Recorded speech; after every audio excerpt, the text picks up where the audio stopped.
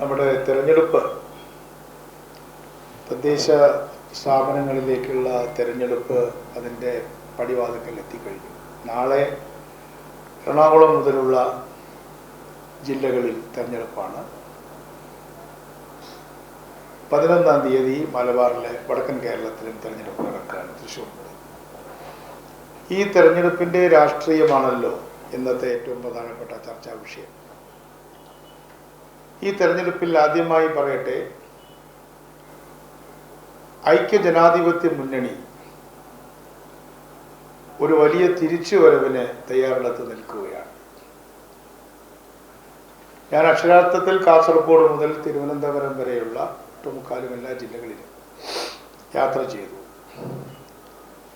ഈ യാത്ര ചെയ്യുമ്പോഴും കുടുംബയോഗങ്ങളിലും കോർണർ യോഗങ്ങളിലും തെരുവ് യോഗങ്ങളിലും ഒക്കെ സംസാരിക്കുമ്പോഴും എനിക്ക് മനസ്സിലാക്കാൻ കഴിയുന്ന കാര്യം, UDF പ്രവർത്തകരുടെ മൂഡ് വളരെ അപ്ബീറ്റാണ്, വളരെ ഉയർന്നു നിൽക്കുകയാണ്, ആവേശഭരിതരാണ് എല്ലാവരും. എവിടെ ചെന്നാലും ആളുകൾ ആഹ്ലാദഭരിതരായി, ആവേശഭരിതരായി വിജയിക്കാൻ പോകുന്ന ഒരു മുന്നണിയുടെ പ്രവർത്തകരായിട്ടാണ് നമ്മുടെ മുമ്പിൽ നിൽക്കുന്നത്. അതുകൊണ്ട് പത്രഭാഷയിൽ പറഞ്ഞാൽ കേരളത്തിൽ ഒരു UDF തരംഗം നിലനിൽക്കുന്നുണ്ട്. അത് വളർന്നു വരികയാണ്. അത് റിസൾട്ടിൽ വലിയ വ്യത്യാസം, സീറ്റുകളുടെ എണ്ണത്തിൽ വലിയ വ്യത്യാസം ഉണ്ടാക്കുമെന്ന് ഞാൻ ആദ്യമായി സൂചിപ്പിക്കാൻ ആഗ്രഹിക്കുകയാണ്. അതുപോലെ തന്നെ UDFന് കഴിഞ്ഞ 15 വർഷക്കാലമായി ഒരു വലിയ വെല്ലുവിളിയായിട്ട് മാറിയത് BJP-യാണ്. പരമ്പരാഗത എതിരാളികളാണ് UDF LDF. അതിനിടയിൽ 2011 മുതലുള്ള നിയമസഭാ തെരഞ്ഞെടുപ്പ് മുതൽ 2010 പഞ്ചായത്ത് മുനിസിപ്പൽ തെരഞ്ഞെടുപ്പ് മുതൽ BJP-യുടെ പെർസെൻറ്റേജ് ഗണ്യമായിട്ട് വർദ്ധിക്കുന്ന ഒരു പ്രവണത ഉണ്ടായിരുന്നു. അത് കഴിഞ്ഞ പാർലമെന്റ് തെരഞ്ഞെടുപ്പിൽ വരെ നമുക്ക് കാണാൻ സാധിക്കും. പക്ഷേ എന്തുകൊണ്ടോ ഒരുപക്ഷെ കേന്ദ്രത്തിൽ BJP-ക്ക് ഭൂരിപക്ഷം നഷ്ടപ്പെട്ടു എന്നത് അതിലൊരു പ്രധാനപ്പെട്ട ഘടകമായിരിക്കാം. BJP ഭരണം തുടർന്നെങ്കിലും BJP വളർന്നുകൊണ്ടിരിക്കുന്ന അന്തരീക്ഷം കേന്ദ്രത്തിൽ ഇല്ലാതായി. ഇന്ന് BJP ഭരിക്കുന്നുണ്ടെങ്കിലും BJP ഇന്ന് ഭൂരിപക്ഷമില്ലാത്ത ഒരു പ്രധാനമന്ത്രിയാണ്. ഘടകകക്ഷികളുടെ പിന്തുണ കൊണ്ട് മാത്രം ഭരിക്കുന്ന ഒരു പ്രധാനമന്ത്രിയാണ്. അതുകൊണ്ട് മാത്രമാകണമെന്നില്ല, രാഷ്ട്രീയവും സംഘടനാപരവുമായ കാരണങ്ങൾ കൊണ്ട് BJP സ്റ്റാഗ്നൻ്റാണ്. BJP എവിടെയോ തടഞ്ഞു നിൽക്കുന്ന പോലെ നിൽക്കുകയാണ്. ഒരു ബലൂൺ പറത്തിവിട്ടാൽ അത് റൂഫിൽ തട്ടി നിൽക്കുന്നത് പോലെ ഒരു പൊളിറ്റിക്കൽ റൂഫ് BJP-യുടെ തലയിലുണ്ട് എന്ന് തോന്നുന്ന തരത്തിലാണ് കേരളത്തിൽ എല്ലായിടത്തും പോകുമ്പോൾ എനിക്ക് കാണാൻ സാധിക്കുക. തിരുവനന്തപുരത്ത് നിന്ന് പ്രത്യേകിച്ചും കാണാൻ സാധിക്കുന്നുണ്ട്. ഒറ്റവാക്കിൽ പറഞ്ഞാൽ UDF അപ്പാണ്, BJP സ്റ്റാഗ്നൻ്റ് ആണ്, തടസ്സം നേരിട്ടിരിക്കുന്നു BJP-യുടെ വളർച്ചയ്ക്ക്. സ്വാഭാവികമായിട്ടും LDF ഡൗൺ ആണ്. കേരളത്തിലുടനീളം യാത്ര ചെയ്യുമ്പോൾ ഒരിക്കലും കാണാത്ത തരത്തിൽ LDF-ന്റെ റബലുകളെ കാണാൻ കഴിയുന്നുണ്ട്. പല സ്ഥലങ്ങളിലും അവർ കൂട്ടത്തോടുകൂടി മത്സരിക്കുന്നത് കാണാം. അതിൻ്റെ ഏറ്റവും നല്ല ഒരു ഉദാഹരണം കണ്ടത് പാലക്കാട് ജില്ലയിൽ CPM-ന്റെ ശക്തികേന്ദ്രമായ കൊഴിഞ്ഞാമ്പാറയിലാണ്. അവിടെ 19 സീറ്റാണ് പഞ്ചായത്തിലുള്ളത്. നിലവിൽ CPM-ന്റെ പഞ്ചായത്ത് പ്രസിഡന്റ് സതീശന്റെ നേതൃത്വത്തിൽ 7 പേർ ഒരു ഗ്രൂപ്പായി കോൺഗ്രസിനുമായി ചേർന്ന്, കോൺഗ്രസിൻ്റെ 12-ഉം ഈ ഗ്രൂപ്പിൻ്റെ 7 പേരും കൂടെ നിന്ന് മത്സരം നടത്തുമ്പോൾ കൊഴിഞ്ഞാമ്പാറയിൽ LDF ഒരു സീറ്റ് പോലും ഉറപ്പിച്ച് പ്രതീക്ഷിക്കുന്നില്ല. ഈ 7 സീറ്റിലും മത്സരിക്കുന്നത് CMP-യുടെ ചിഹ്നത്തിലാണ്. അവർ CMP എന്ന് മുന്നണി എന്ന് പറഞ്ഞിട്ടില്ലെങ്കിൽ പോലും ബലത്തിൽ ഞാനവിടെ 2 മീറ്റിങ്ങിൽ പോയിരുന്നു. അപ്പോൾ അവർ നമ്മളായിട്ട് പഴയ കാലത്ത് ബന്ധമുള്ളവരൊന്നുമല്ല. തൊട്ടപ്പുറത്ത് നല്ലേപ്പള്ളി എന്ന് പറയുന്ന പഞ്ചായത്തിലും ഇതുപോലുള്ള കാര്യങ്ങൾ കാണാം. അതുപോലെ എന്നെ അതിശയിപ്പിച്ചത് കാസർഗോഡ് ജില്ലയിൽ തൃക്കരിപ്പൂർ മണ്ഡലത്തിൽ എന്നോട് സഹപ്രവർത്തകർ പറയുന്നു അവിടെ CPM-ൻ്റെ റബിൽ മത്സരിക്കുന്നുണ്ട്. വേറെ ഏതെങ്കിലും ജില്ലയിലാണെങ്കിൽ ഞാനത് വലിയ കാര്യമായിട്ട് എടുക്കില്ല. അപ്പോൾ CPM-ന് നമ്മൾ പുറത്തേക്ക് കാണുന്നത് പോലെയുള്ള കാര്യങ്ങളല്ല. പ്രാദേശിക തലത്തിൽ നിരവധി പ്രശ്നങ്ങൾ, ആ പ്രശ്നം ഏറ്റവും കൂടുതലുണ്ടായിട്ട് പാലക്കാടാണ്. അതിൽ CPI പാലക്കാട് നെടുകെ പിളർന്നു.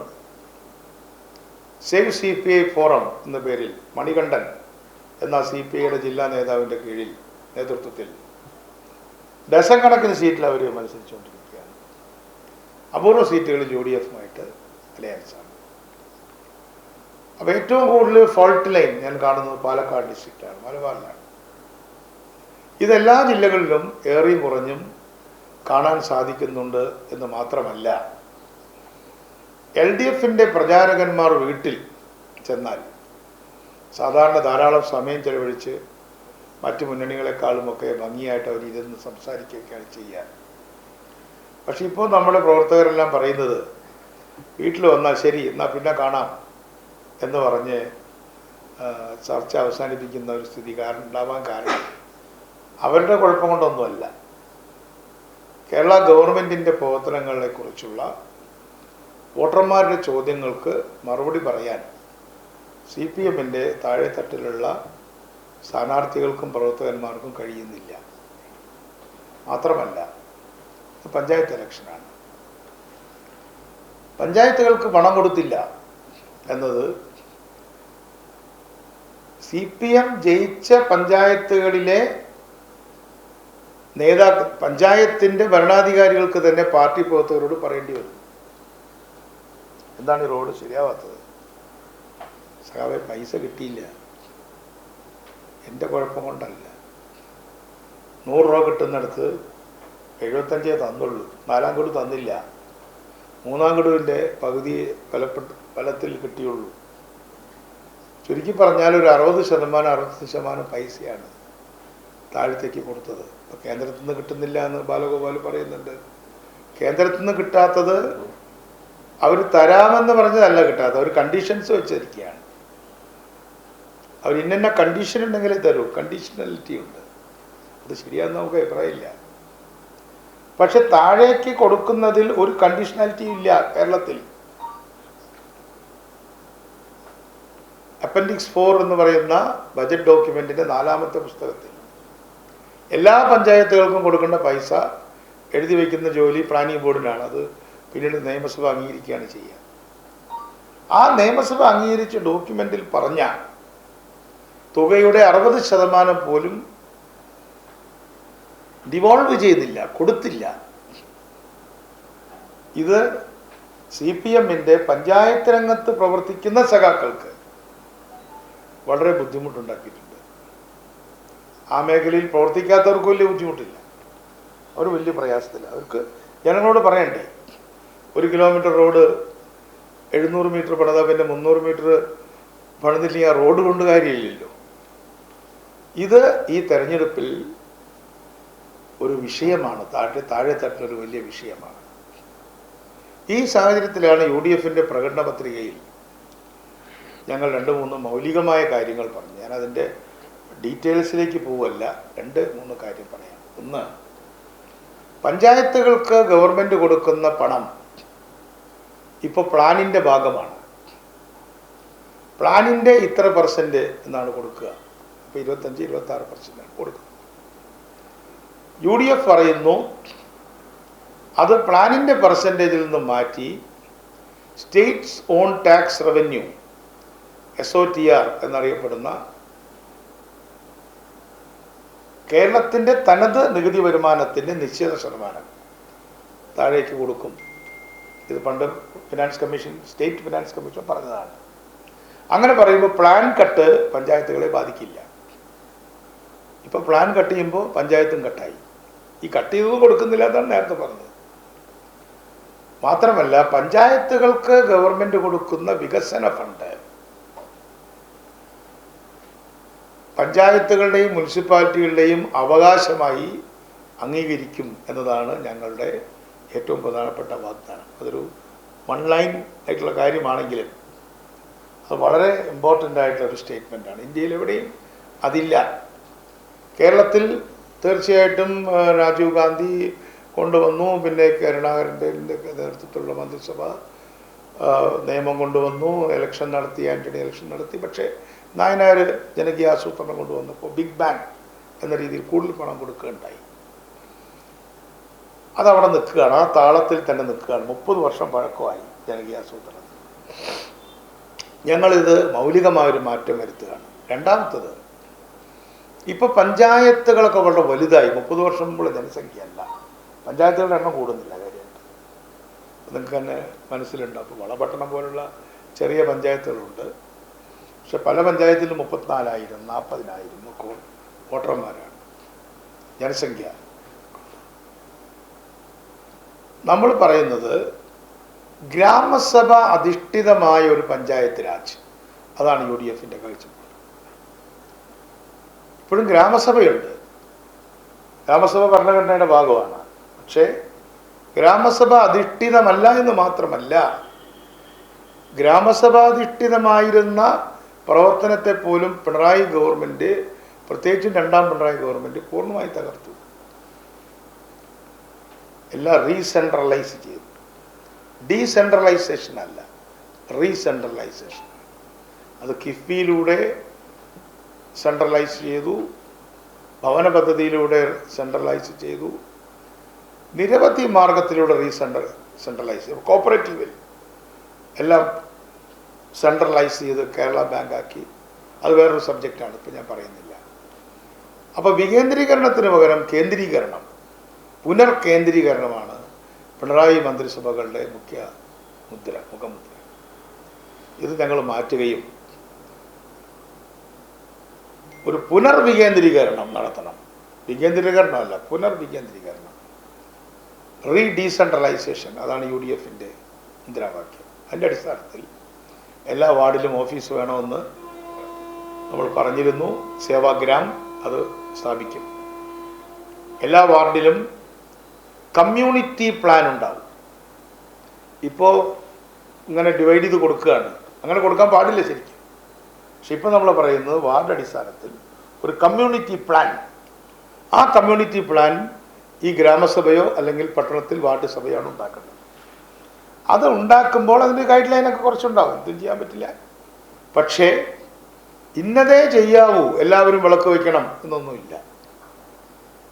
അവരുടെ ആവശ്യങ്ങൾ, ന്യായമായ അവരുടെ ആവശ്യങ്ങൾ അവർക്ക് തന്നെ തീരുമാനിക്കാം. അൺടൈഡ് ഫണ്ട് കൊടുക്കുകയാണ്. അത് ഒരൊറ്റ കാര്യം ചെയ്താൽ മതി, അല്ലെങ്കിൽ 5 കാര്യം ചെയ്യാം.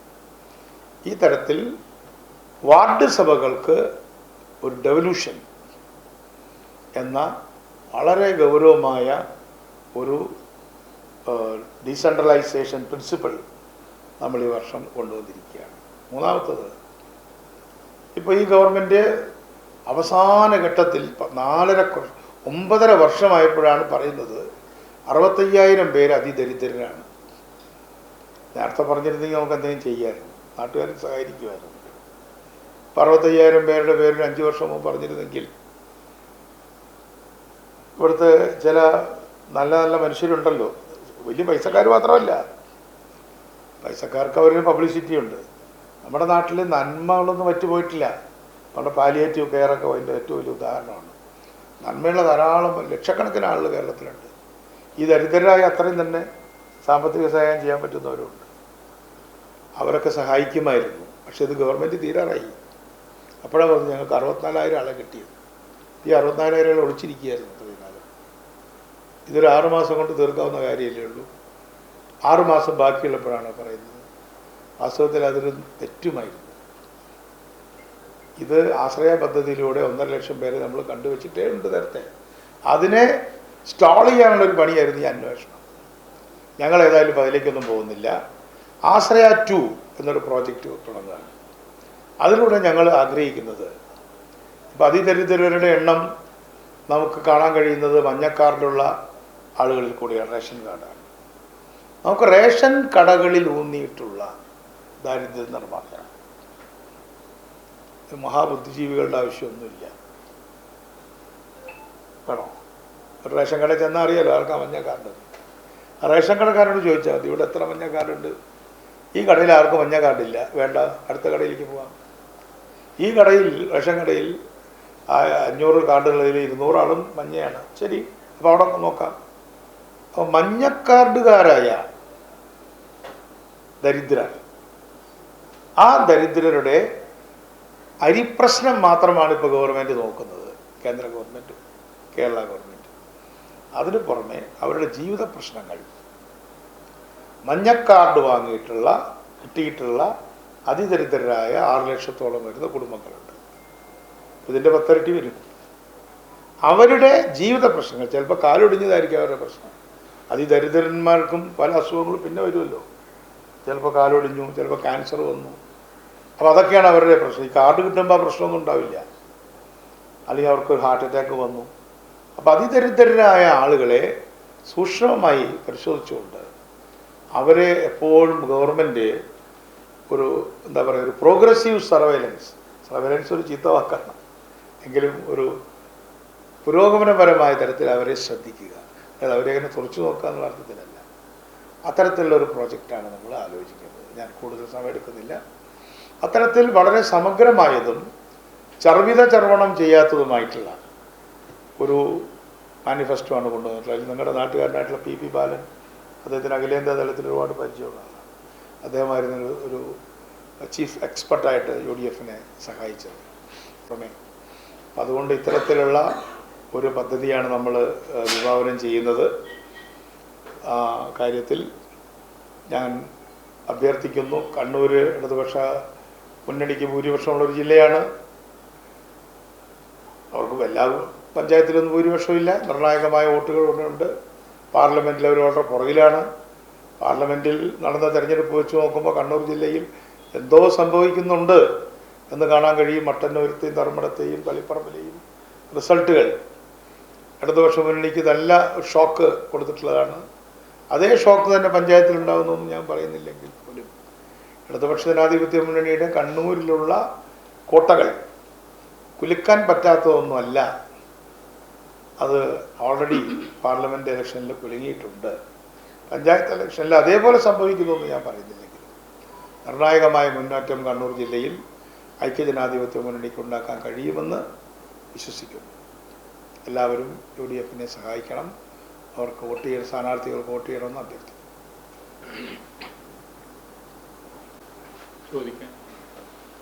ആധികാരിക വിഷയങ്ങൾ ചർച്ച ചെയ്യുമ്പോൾ പലപ്പോഴും തെരഞ്ഞെടുപ്പ് പോലെയുള്ള ചർച്ചകൾ വളരെ വ്യത്യസ്തമായിട്ടാണ് ഉള്ളതായത്. ജനകീയ വിഷയങ്ങൾ പാടെ ചർച്ചയായി കാണില്ല, പല വിവാദങ്ങളുമാണ്. അപ്പോൾ ഇങ്ങനെ വിവാദങ്ങൾ ജനങ്ങളുടെ ഇടയിൽ ചർച്ച ചെയ്യുമ്പോൾ അതെങ്ങനെ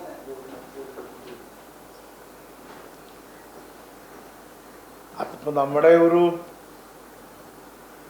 പത്രസ്വാതന്ത്ര്യത്തിൻ്റെയും ഡെമോക്രസിയുടെയും ഒരു കോസ്റ്റാണ്, ഒരു വിലയുണ്ട് അതിന്. അപ്പം അതൊന്നും വേണ്ട എന്ന് വെക്കുകയാണെങ്കിൽ നമുക്ക് നിയന്ത്രണങ്ങൾ കൊണ്ടുവരേണ്ടി വരും. നമ്മൾ നിയന്ത്രിക്കാതെ കാര്യമായിട്ട് നിയന്ത്രണങ്ങളൊന്നുമില്ല. എല്ലാവർക്കും സോഷ്യൽ മീഡിയയിൽ പോലും, ഇപ്പോൾ സോഷ്യൽ മീഡിയ ആണല്ലോ ഭയങ്കരമായിട്ടുള്ള ഒരു സംഭവം. ഇപ്പോൾ ഈയിടെ ഉണ്ടായ സോഷ്യൽ മീഡിയയിൽ വന്നൊരു പോസിറ്റീവായൊരു കാര്യം, ഒരു ചെറിയൊരു പെൺകുട്ടി 8ാം ക്ലാസ്സിലോട്ട് പഠിക്കുന്നൊരു കുട്ടി, കൊടുങ്ങല്ലൂരുകാരി, അവരൊരു പാട്ട് പാടി, ഒരു ഭജന സംഘത്തിൻ്റെ കൂടെ ഒരു പാട്ട് പാടി. ഇത് വലിയ ചർച്ചയായി. മക്കത്തെ കല്യാണ രാവിൽ എന്ന് പറഞ്ഞിട്ട് അല്ലേ. അത് ഭയങ്കര അതിനകത്ത് വലിയൊരു പൊളിറ്റിക്സ് ഉണ്ട്. അത് പൊളിറ്റിക്കൽ പാർട്ടിയൊന്നുമല്ല ചെയ്തത്. അത് എഴുതിയ ആളെയും പാടിയ ആളെയൊക്കെ ഞാൻ ഈ യൂട്യൂബിൽ കണ്ടു. അതും ഒരു രസമല്ലേ, അതൊരു നല്ല കാര്യമല്ലേ. അപ്പോൾ നമ്മളൊന്നിനെയും നമ്മൾ തടയുന്നില്ല. പണ്ട് ഡെൻ സിയാമോപിങ് പറഞ്ഞു ഓപ്പൺ ഡോർ പോളിസി എന്ന് പറഞ്ഞപ്പോൾ അദ്ദേഹം പറഞ്ഞു കാറ്റ് കയറാൻ വേണ്ടിയാണ് വെച്ചത്, പക്ഷെ ചിലപ്പോൾ പാറ്റയും കൂടെ കയറുമെന്ന്. അപ്പോൾ അതുകൊണ്ട് പാറ്റ കയറി അതിനെ പെടുത്ത് പുറത്താക്കാന്നല്ലാതെ വാതിൽ അടയ്ക്കാൻ പറ്റില്ലല്ലോ. നമുക്ക് ഒരു തുറന്ന ചർച്ചകൾ നടക്കട്ടെ. പക്ഷെ എങ്കിലും അബ്യൂസീവ് ലാംഗ്വേജ് അത് ഉപേക്ഷിക്കേണ്ടതായിട്ടുണ്ട്. അബ്യൂസീവ് ലാംഗ്വേജ്, വളരെ മോശമായ ഭാഷയിൽ വ്യക്തികളെ കടന്നാക്രമിക്കുന്ന ഒരു വിവാദ വ്യവസായമുണ്ട്. അതിനോട് ഞാൻ വളരെ ശക്തിയായിട്ട് വിയോജിപ്പുള്ള ഒരാളാണ്. ഇപ്പം നിങ്ങൾ ഇത്രയും ഇതൊക്കെ പറഞ്ഞില്ല, അത് ശരിക്കും ജനങ്ങളിൽ എത്തിക്കാൻ പറ്റിയിട്ടുണ്ട് UDF ഈ ഇങ്ങനെയൊക്കെയാണ് ഞങ്ങളിത് എന്നുള്ളത് ശരിക്കുള്ള അർത്ഥത്തിൽ പരമാവധി ശ്രമിച്ചിട്ടുണ്ട്. പക്ഷേ ഈ നമ്മൾ പിന്നെ ഒരു കറി ഉണ്ടാക്കിയ മുന്നിൽ നിൽക്കുന്ന രുചി എന്ന് പറയുന്ന പോലെ, എരിവാണോ പുളിയാണോ എന്ന് പറയുന്ന പോലെ, ഈ പഞ്ചായത്ത് മുനിസിപ്പൽ തിരഞ്ഞെടുപ്പുകളുടെ മുന്നിൽ നിൽക്കുന്ന രുചി പ്രാദേശിക പ്രശ്നങ്ങളാണ്.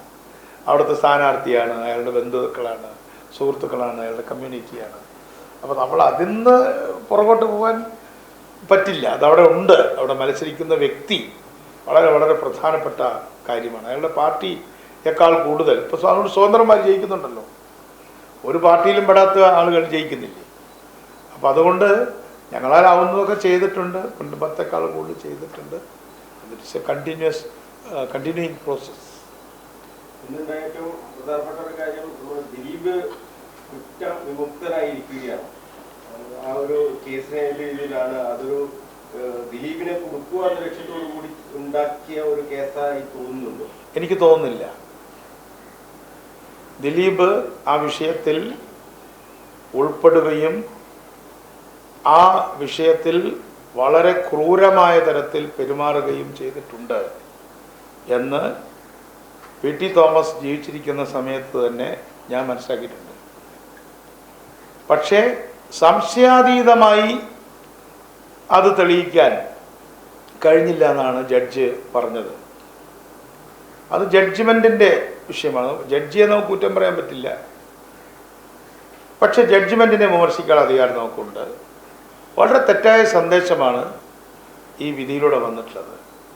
ദിലീപ് പറഞ്ഞു വിട്ടവരെയൊക്കെ ശിക്ഷിച്ചു, ദിലീപിനെ വെറുതെ വിട്ടു.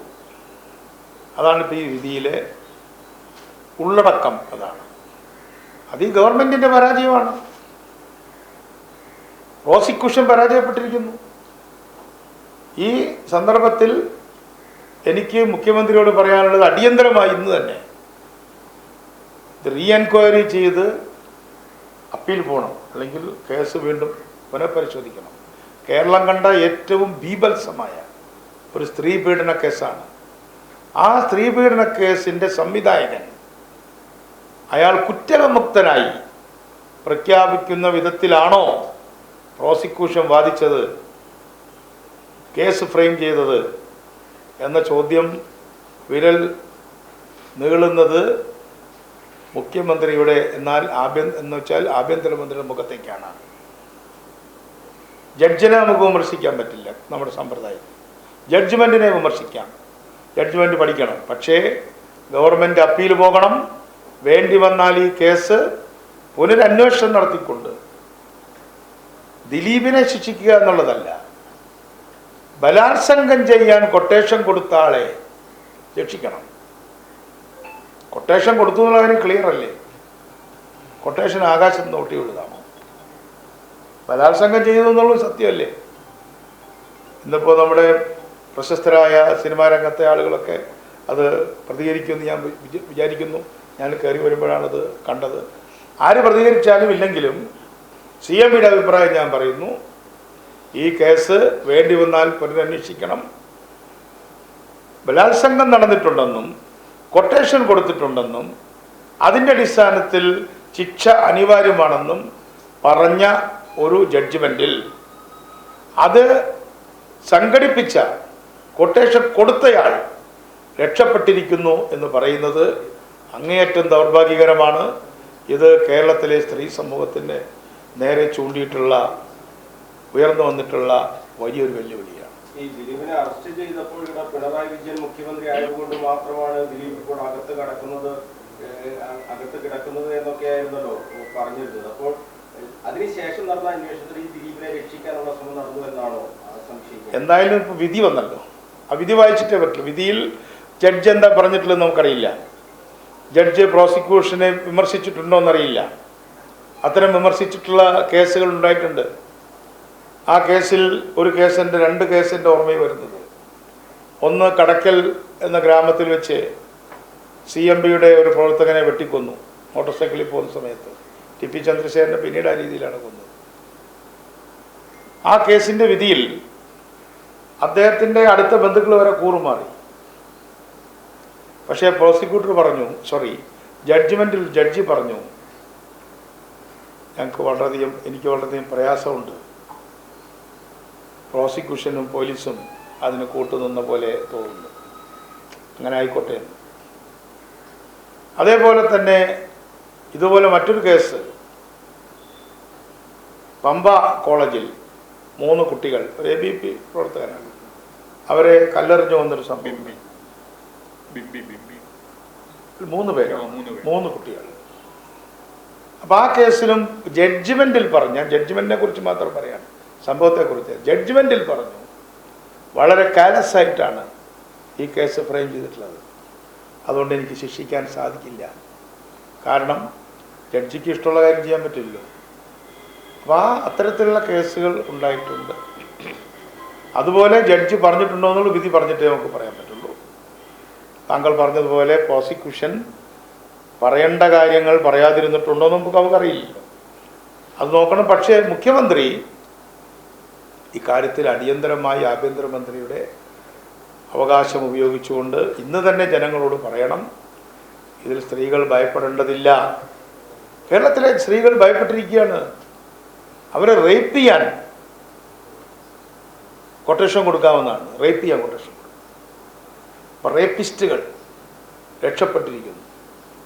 ഇത് കേരളത്തിന് അംഗീകരിക്കാൻ പറ്റില്ല. ദിലീപ് എന്ന പേരിന് പ്രസക്തിയൊന്നും.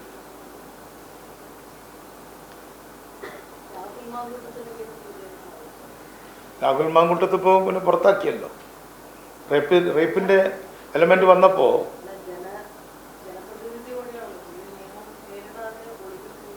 അതെ, അയാളെ അറസ്റ്റ് ചെയ്യണം. അവിടെയും പിണറായി വിജയൻ കളിക്കണ്ടോ എന്ന് എനിക്ക് സംശയമുണ്ട്. P. ശശിയല്ലേ, എൻ്റെ സ്നേഹിതനല്ലേ. P. ശശിക്ക് അറിയാതിരിക്കില്ല രാഹുൽ മാങ്കൂട്ടത്തിൽ എവിടെയാണ്. അതായത് ഒരു ശത്രുവിൻ്റെ അകത്തുനിന്നൊരു പ്രശ്നം കിട്ടിയാൽ ആ കഷ്ണം വെച്ച് എന്താ ചെയ്യേണ്ടത് നല്ല വേറുള്ള ആളാണ് ശശി. അതുകൊണ്ട് രാഹുൽ മാക്കൂട്ടത്തിൽ പിണറായി വിജയൻ്റെ ഓഫീസ് അറിയാതെ എവിടെ ഒളിച്ചിരിക്കില്ല എന്ന് എനിക്ക് അവരെ അറിയുന്നതുകൊണ്ട് എനിക്കറിയില്ല. പക്ഷെ അങ്ങനെ ഒളിക്കില്ല. അപ്പോൾ ഇലക്ഷൻ വരെ കോൺഗ്രസ് അദ്ദേഹത്തെ പുറത്താക്കാതെ വെച്ചാൽ ആ വകയിൽ എന്തെങ്കിലും നേട്ടം ഉണ്ടാക്കാമെന്ന് വിചാരിച്ച് കാണും. പക്ഷെ അത് നടന്നില്ല. സണ്ണി ജോസഫിൻ്റെ കൈക്ക് അത് വീണുപോയി. ഒരു പ്രതിരോധത്തിലായിപ്പോയോ ഈ രാഹുൽ മാങ്കൂട്ടത്തിൽ? തിരിച്ചാണായെന്ന് എനിക്ക് തോന്നുന്നത്. രാഹുൽ മാക്കൂട്ടത്തിനെ പോലൊരു ചെറുപ്പക്കാരനെ നഷ്ടപ്പെട്ടതിൽ ദുഃഖമുണ്ടല്ലോ എല്ലാവർക്കും, UDF-നെ സംബന്ധിച്ച്. പക്ഷേ അയാളെപ്പോൾ ഒരാളെ എങ്ങനെ നമുക്ക് ടോക്സിക്കായില്ലേ? ഒരാൾ ടോക്സിക്കായ പിന്നെ പറ്റില്ല. അയാളിതൊക്കെ ചെയ്യാതിരുന്നെങ്കിൽ കൊള്ളാമായിരുന്നു. പക്ഷേ അയാൾ ചെയ്തതായി VD സതീശൻ പറഞ്ഞതുപോലെ ഞങ്ങൾക്ക് ബോധ്യമുള്ള കാര്യങ്ങൾ, ആ ബോധ്യമുള്ള കാര്യങ്ങളോടുകൂടി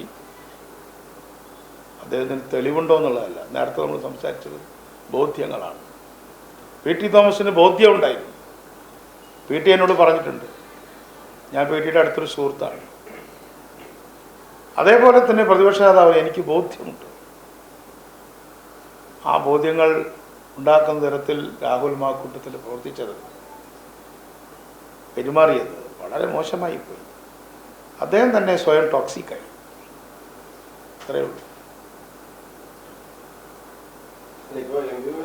പറയുന്നത് സർക്കാരിനേക്കാൾ പ്രതിരോധത്തിൽ എല്ലാത്തിനും മറുപടി പറയേണ്ട ഒരു അവസ്ഥ പ്രതിപക്ഷത്തിന് വന്നിരിക്കുകയാണ്. 10 വർഷം സംസ്ഥാനം ഭരിച്ചിട്ടും വിമർശനമില്ല, അല്ലെങ്കിൽ ആളുകൾ ഇങ്ങനെ ചോദ്യങ്ങൾ ചോദിക്കുന്നത് ഭരണപക്ഷത്തോടല്ല പ്രതിപക്ഷത്തോടാണ്.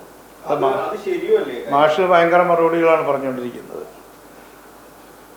പത്മകുമാറിൻ്റെ കാര്യത്തിൽ മാഷോട് ഒരു ചോദ്യം ഒരു പത്രക്കാരൻ ചോദിച്ചിട്ട് മാഷ്ക്ക് തന്നെ ചിരി വന്നു. മാഷ് ചിരിച്ചു. സാധാരണ മാഷ് ചിരിക്കുന്ന ഒരാളാണ്. മാഷ് ചിരിക്കുന്ന കമ്മ്യൂണിസ്റ്റുകാരനാണ്. പക്ഷേ ഈ പത്മകുമാർ ജയിലിലാണ്, പിന്നെ ഞാൻ എങ്ങനെ പുറത്താക്കുക എന്ന് ചോദിച്ചിട്ട് മാഷ് ചിരിച്ചപ്പോൾ കേരളം കരയാണ് ചെയ്തത്. കമ്മ്യൂണിസ്റ്റ് പാർട്ടിയുടെ സെക്രട്ടറിയാണ് പറയണത്. മുൻ MLA-യും ജില്ലാ കമ്മിറ്റി മെമ്പറുമായ ഒരാൾ കളവ് കേസിൽ പ്രതിയായി ജയിലിൽ കിടന്ന് സാധാരണ അറസ്റ്റ് ചെയ്തിട്ട് ജയിലിലടക്കുകയാണ് ചെയ്യുക. ഇപ്പോൾ ജയിലിലടച്ച ആളെ വീണ്ടും വീണ്ടും അറസ്റ്റ് ചെയ്തുകൊണ്ടിരിക്കുകയാണ്. അത് നിങ്ങൾ ശ്രദ്ധിച്ചോ? അപ്പോൾ വീണ്ടും അറസ്റ്റ് ചെയ്തു. അല്ല, ജയിലിൽ നിന്ന് വീണ്ടും അറസ്റ്റ് ചെയ്തത് അതറിഞ്ഞില്ലല്ലേ? അറസ്റ്റ് രേഖപ്പെടുത്തണം ഓരോന്നിനും. മൾട്ടിപ്പിൾ അറസ്റ്റാണ്, ഒരു കൺഫൈൻമെൻറ്റേ ഉള്ളൂ. അപ്പോൾ അയാളെ പുറത്താക്കാൻ പറ്റില്ല, കാരണം അയാൾ അകത്തായി പോയല്ലോ ഒന്ന്. ഇതാണ് ഗോൾഡൻ ചാൻസ്. അത് രാഹുൽ മാങ്കൂട്ടത്തിൽ തട്ടിയെടുത്ത് കൊണ്ടുപോകാണ് ശബരിമല എന്നൊരു ഗോൾഡൻ ചാൻസ്. ഞങ്ങൾക്ക് അങ്ങനെ ഒരു ഗോൾഡൻ ചാൻസ് അല്ല ശബരിമല. വളരെ ഖേദകരമായ സംഭവങ്ങളാണ്.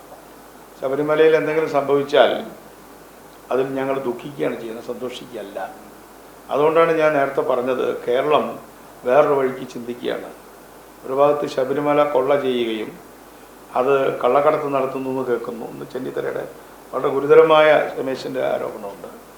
അന്താരാഷ്ട്ര മാഫിയകളുടെ കീഴിൽ ശബരിമലയെ പോലുള്ള ഒരു സബാൾട്ടേൺ ടെമ്പിൾ, ഏറ്റവും അടിസ്ഥാന വിഭാഗങ്ങളുടെ ഏറ്റവും സാധാരണക്കാരുടെ ക്ഷേത്രപ്രവേശന വിളംബരം ശബരിമലയ്ക്ക് ബാധകമായിരുന്നില്ല.